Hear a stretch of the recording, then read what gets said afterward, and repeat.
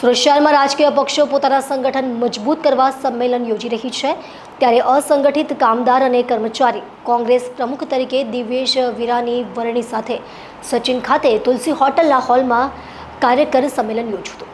આવનાર દિવસોમાં ગુજરાત રાજ્યમાં મહાનગરપાલિકાની ચૂંટણીઓ યોજાશે।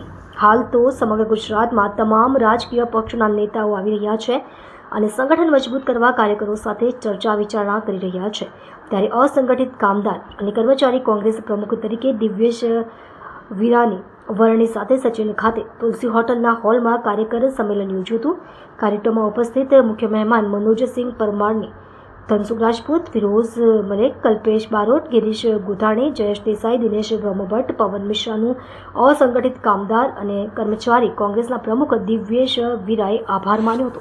અમારા પ્રોટોકોલ મંત્રી શ્રી મનોજભાઈ, આધાર ઉદ્યોગના ચેરમેન કહેવાતા એવા શ્રી ગિરીશભાઈ ગોદાણીજી, શહેર પ્રમુખ દિનેશ કાકા, જિલ્લા પ્રમુખ શ્રી પવનભાઈ મિશ્રા, સંતરામભાઈ, માનિકભાઈ, અશોકભાઈ, સુનિલભાઈ, અજયભાઈ, ટીલુભાઈ, એમ તો ઘણા બહુ બધા નામો છે। હું સૌનો આભાર માનું છું કે તમારા બધાના આશીર્વાદથી હું અહીંયા આ લેવલ સુધી પહોંચ્યો છું। તો હું ખાતરી આપું છું કે અહીં જે પણ કામદારોની જે સમસ્યા હશે તે હું કરીશ।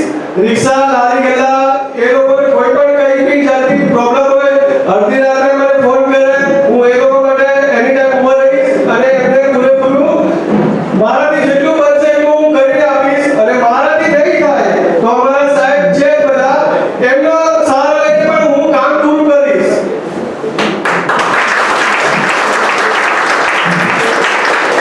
खूब खूब आभार आप सबको, धन्यवाद।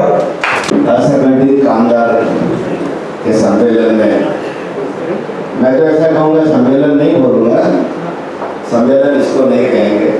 आज हम ऐसा कहेंगे कि दिव्येश विरा की जो अपॉइंटमेंट है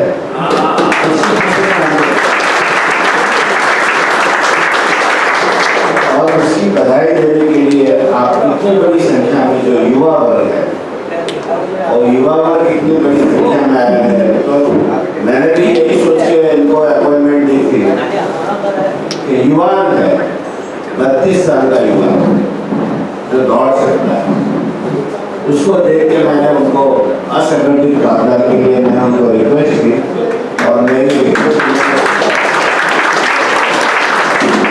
मंच पे बैठे हुए हमारे सचिन वार्ड नंबर 30 के प्रमुख जयेश भाई